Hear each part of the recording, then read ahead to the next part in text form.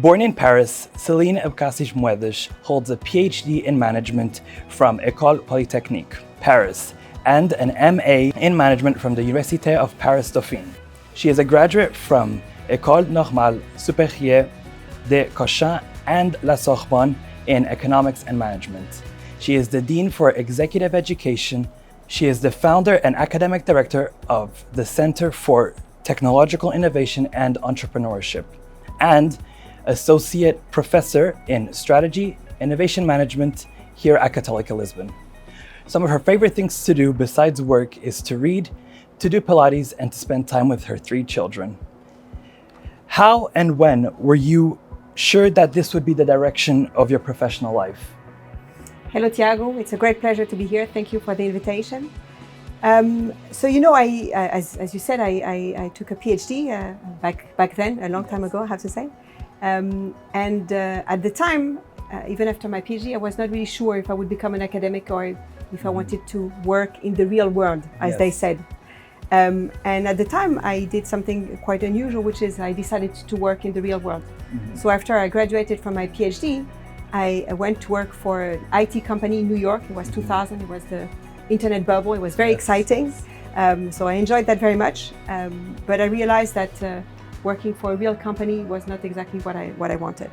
And at the time I thought that maybe consulting was the way that would be somewhere in between academic life and the corporate world. So I went to work for A.T. Kearney in London, which I loved very much, but I also then realized that it was not really what the career I wanted. So I decided to come back to academia, in the sense because I had taken a PhD. So that's when I realized that my real call was academia. But I have to say that this detour, if we want to say it this way, has allowed me to understand that really what I want to do and what I think my mission is to be a bridge between the academic and the corporate world. So in a sense, because I've been lucky enough that I've worked in the corporate world after my PhD and before coming back to academia, I understand both worlds very well. So this is when, so my calling is to be a bridge between the academic world and the corporate world. And I discovered that, when I was about, 28, 30, when I came back to academia. That's truly very impressive, and congratulations on all your achievements. Thank you. What would you say now to your 20-year-old self, looking back? What would I say to my 20-year-old self? So first, I have 20-year-old children, so I have, they're not myself, but I have lots of people who are 20 years old to whom I can give advice. The issue is that 20-year-olds don't listen to advice and have a bit of experience in that. But what would I say to myself if I had the chance to, if it were possible? I would say, working hard matters. I think I knew that at the time, but maybe it's good to, it would have been good to be reminded of that. It's a tough world out there, particularly for women. I don't think that when I was 20, I realized that as much as I do today. So, if I were to say that to a 20-year-old woman, she would probably look at me and say, the world has changed, she hasn't realized. And I'm sorry to tell you, to the 20-year-old self, or the 20-year-old whoever is in front of me today, the world has changed, but it's still a very tough world out there for women. And the best way to be ready for it is to be aware of it. So I think it's much better to know that it's a tough world than to discover it too late. So this is what I would say to myself. Well, I'm currently 19, so I'm definitely going to take that advice myself. So what are some of your key moments of your life and career that you consider to be aha moments? So first, as I described earlier, one of the aha moments was when I realized that. So first, as I said, when I finished my PhD, I was not sure if I wanted to be an academic or not. So it took me a few years, maybe 3 or 4 years, to experiment other things and then decide to come back to academia. So clearly, I think we can say that one of the aha moments is when I realized that it was very interesting to see the other option, but really what I wanted to do was academia. And academia gives you this freedom and this control on your life that I think very few other professions give you.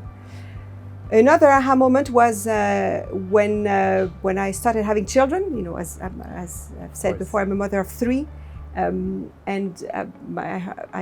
had my first child when I was working in consulting, and at the time in the consulting firm I was working for, but I don't think it would be different in any other one. There were very few mothers, so very few women with kids, and when you think about it, there were a lot of young women. So it's not very natural that there were so few mothers. So clearly the corporate world and the consulting world was not very well designed for families, and particularly for women to have children. So that it was another aha moment, which was to say, you know, what sort of balance do I want to find in my life so that I can make it work professionally and personally.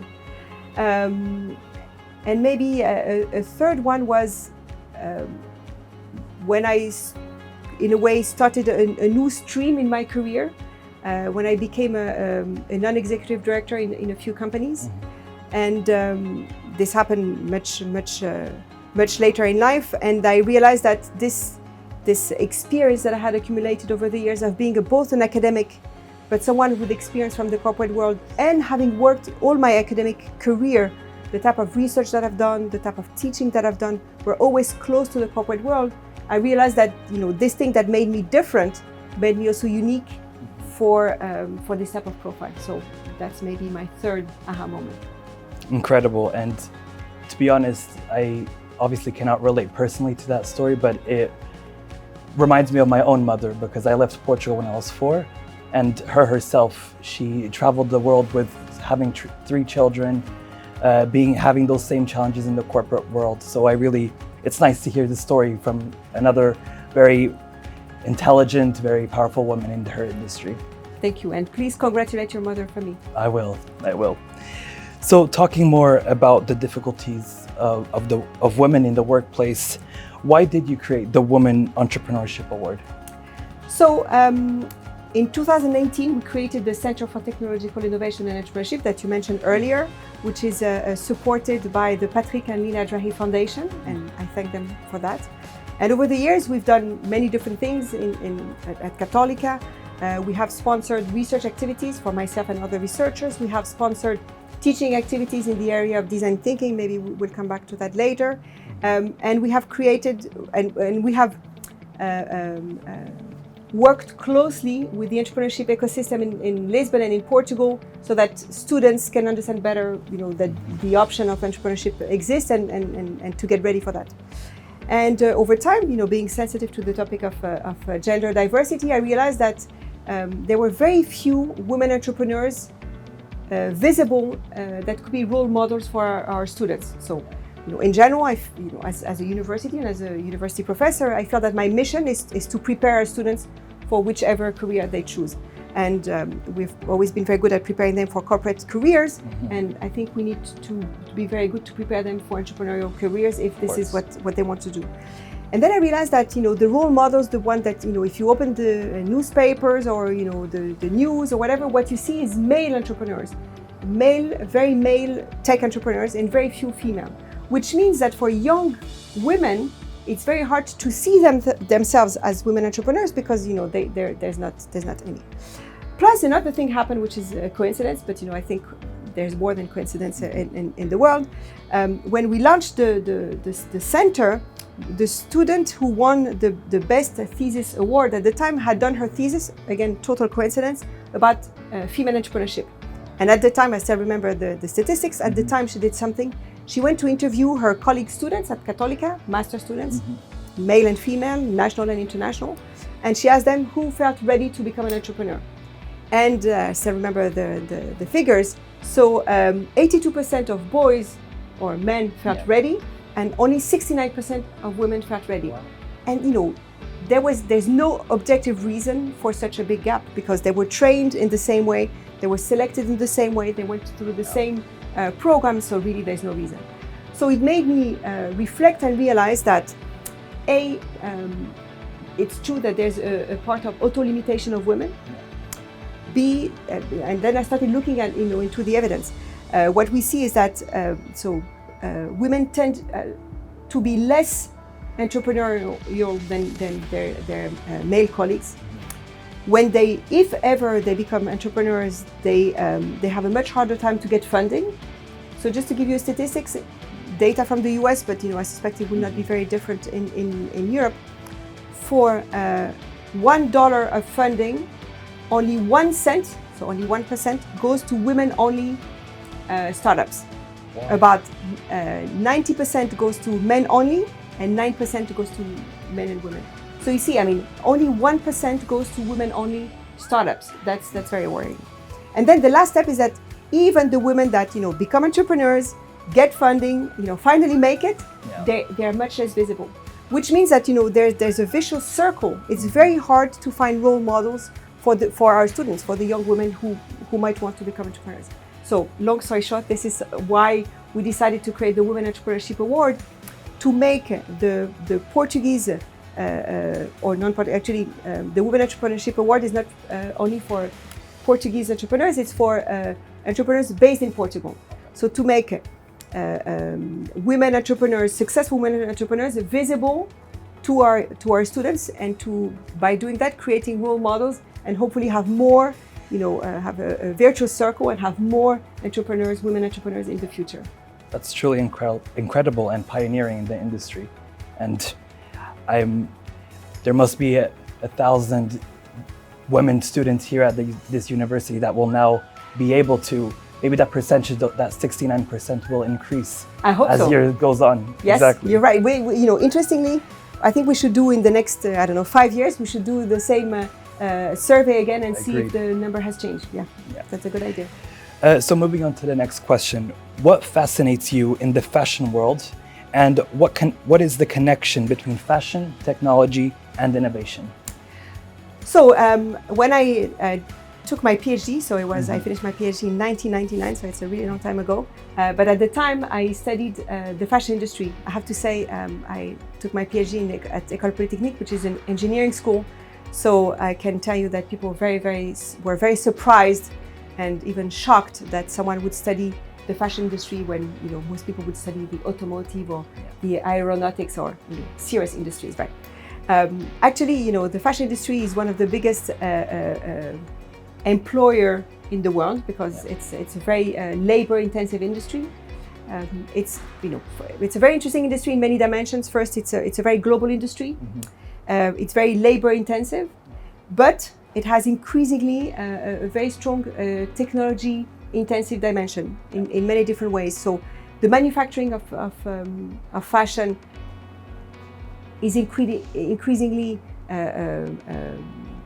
IT led or technology intensive. The world of retail has totally changed, and I have studied the world of retail in fashion pre-COVID, but as we know, the pandemic has changed it even more. So what you see is that e-commerce has grown immensely, but there's also new business models that are very interesting, like the second-hand. So second-hand existed pre-COVID and pre-technology, but it was much more complicated. So today, we have very interesting platforms where the second-hand product can be bought and sold. You have also very interesting business models of renting of clothes, which can be also much more sustainable. And you have also a new business model is also what we could call fashion on demand, which is instead of the fast fashion, which is the companies manufacturing very big volumes of very low quality and low value products that will be sold or not, based on fashion. What we can imagine is a model in which the customers would go to the store, order the product that they need. Of course, they would pay more for that, but there would be zero inventory, and it would be much more sustainable. The fashion industry has a very strong sustainability issue from the manufacturing side, but a lot from the consumption side. So a lot of the products that are sold in the last 20 years, we've doubled the number of products that we buy. So this is insane. And those products, the end of life of those products is very, very polluting. And it has a very bad impact on the environment, and a very bad social impact, because then it affects other countries, the ones where the products are sent. Of course. And I feel like now with the younger generations, I feel like this is becoming more and more of an issue. For example, I feel like that with my generation, practices like secondhand shopping, it's more and more common because these issues are being brought into light and people are becoming more aware. That's good. We're counting on you. Of course. So moving on again to the next question. The consumer is much more demanding with all products nowadays, as you said. Would you say that in the luxury sector, is it even more? So, I have studied quite a lot the luxury industry over the years, and we have created a program and a course in the area of luxury. It's a very interesting industry because in the last 20 years, it's an industry that has grown by over 10% a year, every single year, which is quite insane. There's many different reasons for that, and maybe I'm going to discuss some. But what is very interesting about the luxury industry is that the luxury is very much based on, of course, on the quality of manufacturing, on very strong brands, but it is also based on something that I'm very interested in, which is the emotional value of things. Yeah. So when you buy, I often give this example in class. You don't buy an Hermes bag because it's a better way to carry your laptop. Yeah. You buy an Hermes bag because it has an emotional connection to Grace Kelly. One of the bag is named after her, or to Jane Birkin, or to the artisans that made the product with a very special leather, to a brand that is over 100 years old. So there's an emotional value to things. So it's a very different positioning from fast-moving consumer goods or even fast fashion. So that's what made me very interested.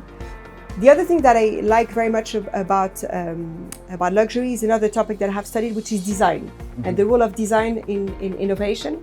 And I have studied multiple industries, but what we found over time is that luxury is definitely one of the industries or one of the segments in which the use of design has been most important to position the product in this dreaming, emotional connection rather than the utilitarian value of it. And what you're saying, as a consumer, I can see that because I grew up in a very, I grew up in Dubai. So seeing this luxury goods markets, it's how not fast-paced, but how demanding it is between the consumers. It's very prominent because some people, their goals is to own one of the pieces. And what they're building is not the product itself, but it's the image it creates. So thank you so much. Let me just add on what you just said. I said earlier on that the growth of the luxury industry is about 10% a year, which is pretty incredible. It has been led mostly by emerging countries like China, of course, but the Emirates and the Middle East is also one of the very big consumer of luxury products. I'm sure you have experience yourself. Yeah. So moving on to the last question. If you could change one thing in the world, what would it be? So, as a woman, if I could change one thing in the world, I would try to find a way to make the world a better place for women, not only because it benefits women, but because I know, and lots of research have shown, it would benefit the world overall. So we know, for instance, that if women are more educated, their children have more chance of growing outside of poverty. And we know also from other type of studies that the countries and the cultures that don't treat women well tend also to not treat minorities well, and therefore tend to be countries that are not very successful. So, making the world a better place for women makes the world a better place. I completely agree. And thank you so much for sharing your thoughts with us today. Thank you, Thiago. It's been a pleasure to be with you. It's a pleasure to have you. Thank you. Thank you.